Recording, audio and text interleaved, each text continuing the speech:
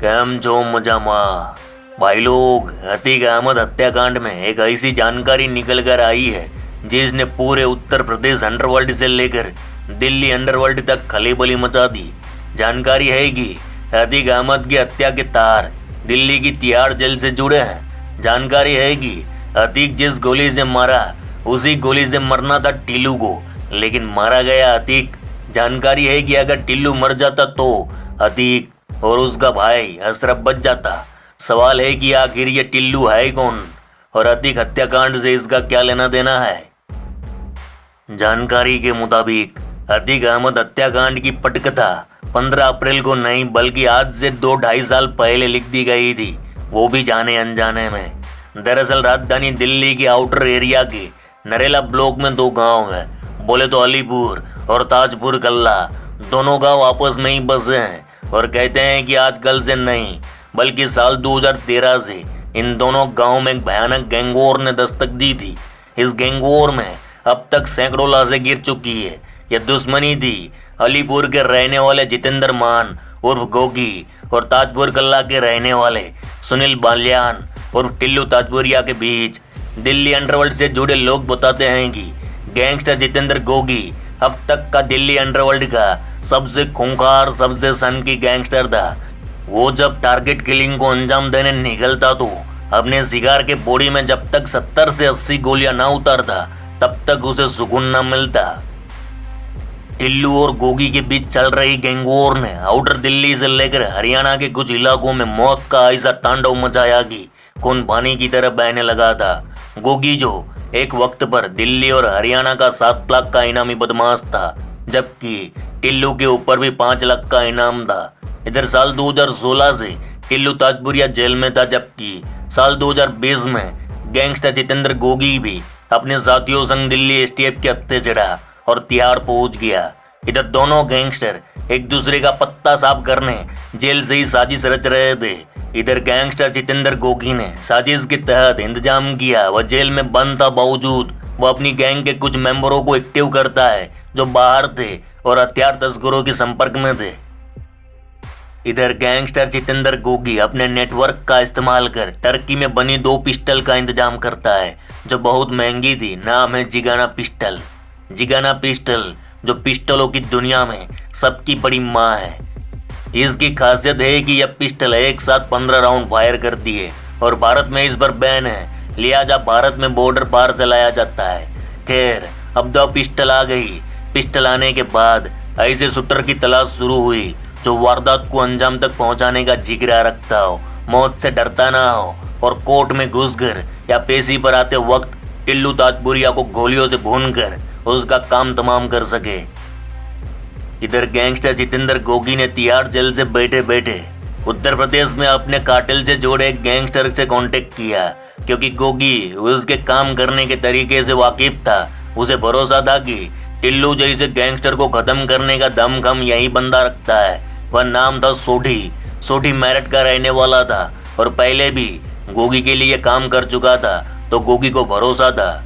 इधर गोगी ने सोढ़ी को बोला, 2 पिस्टल आई है, टिल्लू ताजपुरिया को ठोकना है और तुम जाकर ये काम करो। अब सोढ़ी ने हाँ में हामी भर दी, क्योंकि बॉस का हुक्म था, मना तो कर नहीं सकता। इधर सोढ़ी को लगा ये काम डायरेक्ट अपन नहीं करेगा, क्योंकि इसमें जान का खतरा 99% था। टिल्लू भी कोई छोटा मोटा गुंडा न था, दिल्ली की गलियों में उसका भी सिक्का चलता था। इधर सोढ़ी ने भी इस काम को अंजाम देने के लिए एक ऐसे शूटर की तलाश शुरू कर दी जो इसे अंजाम तक पहुंचा सके, उसका निशाना सटीक हो। आखिरकार इसी कसमकस के बीच सोढ़ी की मुलाकात होती है एक छोकरे से। उस छोकरे का नाम था मोहित उर्फ सन्नी। रे मामा, ये वही सन्नी है जिसका नाम 15 अप्रैल की उस भयानक रात के बाद अक्खे हिंदुस्तान के बच्चे बच्चे की जुबान पर है।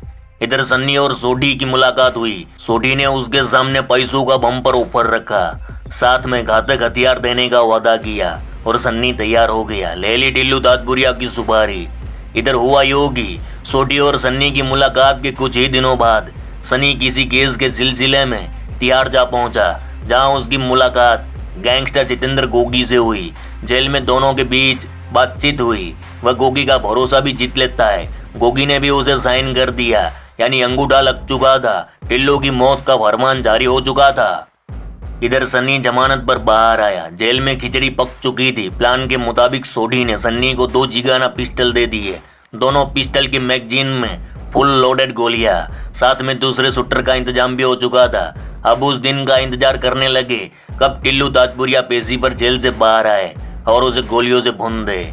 इधर पूरा गैंग हर तरफ घात लगाए मौके की फिराक में था। तमाम मुखबिर काम पर लग चुके थे। टिल्लू ताजपुरिया की रैंकी शुरू हो चुकी थी। कब आएगा, कब जाएगा और कैसे उसे मारना है। लेकिन मामा इधर हो गया लोचा। कहानी ने यू टर्न लिया। टिल्लू की बजाय गोगी की पेशी की तारीख आ गई और एक ऐसी घटना हुई जिसने उस वक्त पूरे देश को हिलाकर रख डाला था। 24 सितंबर 2021 गैंगस्टर जितेंद्र गोगी की रोहिणी कोर्ट नंबर 207 में पेशी थी। इधर जज ने अपनी कार्रवाई शुरू कर दी। सैकड़ों पुलिस वाले यहाँ तक कि कमांडो तक वहाँ मौजूद थे। वो इस टाइम पर वकील के लिबास में आए 2 शूटरों ने कटघरे में मौजूद जितेंद्र गोगी को गोलियों से भून दिया। मतलब कोर्ट में गोलियां चलना। जज का दिमाग भी कुछ मिनट हैंग हो गया। चारों ओर भगदड़ मच गई। इधर तुरंत दिल्ली पुलिस ने दोनों शूटरों को वहीं पर ढेर कर दिया। दोनों में से एक शूटर उत्तर प्रदेश से ही हायर किया गया था, यानी गोगी टिल्लू को मारता उससे पहले टिल्लू ने ही वार कर दिया। कोर्ट में घुसकर गोगी को मौत के घाट उतार दिया। बाद में सामने आया था कि इस हत्याकांड को अंजाम देने के वास्ते 1 महीने तक शूटरों को वकील की ट्रेनिंग दी गई थी। इसमें टिल्लू का साथ दिया था दिल्ली के सबसे बड़े गैंगस्टर नीरज भवानिया के राइट हैंड नवीन बाली ने। यहाँ बता दूं कि गोगी की मौत के बाद से ही दिल्ली अंडरवर्ल्ड में 2 सिंडिकेट का जन्म हुआ, जहाँ एक और गोगी और लॉरेंस बिश्नोय और उसके साथी गिरोह, वहीं दूसरी ओर टिल्लू और नीरज भवाना और उसके साथी गिरोह। इधर सारी प्लानिंग गोगी कर रहा था। 2 पिस्टल उसने सोढी को दिया, सोढी ने सन्नी को दिया, लेकिन मैन करता धरता गोगी ही मारा गया। इधर गोगी की मौत की खबर सन्नी तक पहुंची तो सोढी और सन्नी अंडरग्राउंड हो गए। बड़ा केस था। पुलिस राउस स्टाइल में छानबीन कर रही थी। इनको लगा कुछ किए बिना खाते में नाम चढ़ जाए, उससे पहले अंडरग्राउंड हो जाए, तो दोनों अंडरग्राउंड हो गए। अब दिल्ली पुलिस ने जो कहानी बताई थी वो भी यही थी कि टिल्लू को जानकारी मिल चुकी थी कि गोगी उस पर हमला करने वाला है। इसके लिए उसने पिस्टल भी मंगवा रखे हैं। तो उसने कहा कि गोगी हमला करता उससे पहले हमने कर दिया। इधर सन्नी के पास वह 2 पिस्टल, जिगाना पिस्टल समेत वह गायब। फिर वो एक मामले में हमीरपुर जेल गया। इधर दोनों पिस्टल कई महफूज जगह पर खामोश पड़े थे क्योंकि सनी ने छिपा रखे थे। 2 साल बीत गए। पिस्टल में जितनी गोलियां थी वो भी खामोश थी क्योंकि जिसकी बोरी में उसे घुसना था वो मौका मिला नहीं, तो कोई महफूज जगह पर दोनों पिस्टल छिपा रखे थे। और फिर अचानक दोनों पिस्टल 2 साल बाद एक्टिव हुई अतीक हत्याकांड में, और गोली पर नाम लिखा था टिल्लू का, और उसी गोली से मारा गया अतीक अहमद और उसका भाई अशरफ। अब वो कैसे?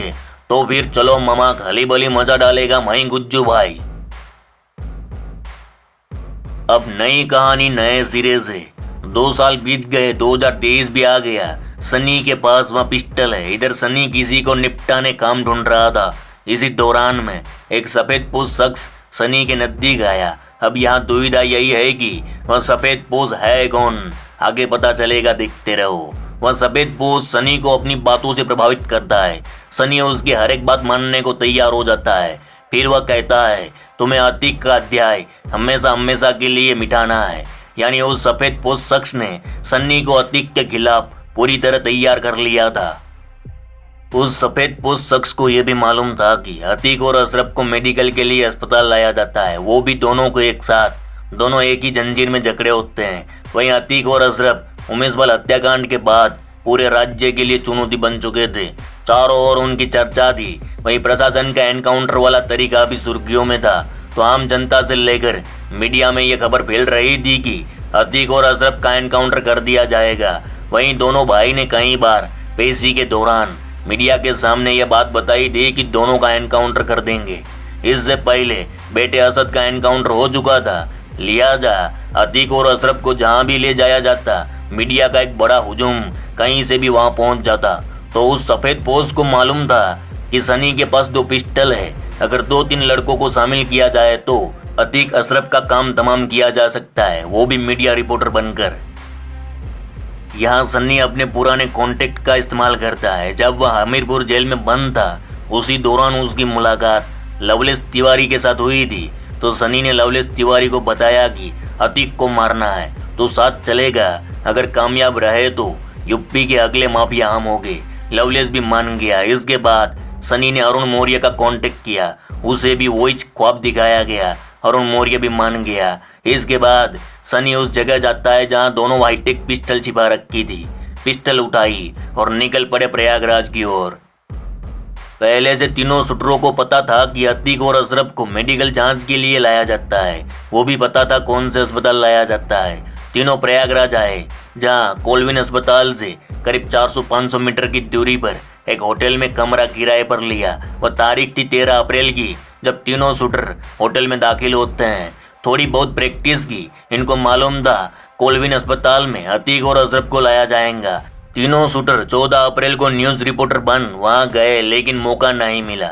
लेकिन तीनों को ये पता चल गया कि अब दूसरी बार अतीक और अशरफ को जांच के लिए अस्पताल लाया जाएगा तो किस तरह का सीन होगा, कहाँ पुलिस की गाड़ियां रुकेगी, कितने पुलिस वाले हो सकते हैं, अस्पताल के अंदर और बाहर कितने लोग होंगे। ये सारी जानकारी 14 अप्रैल को तीनों शूटरों ने जुटा ली थी।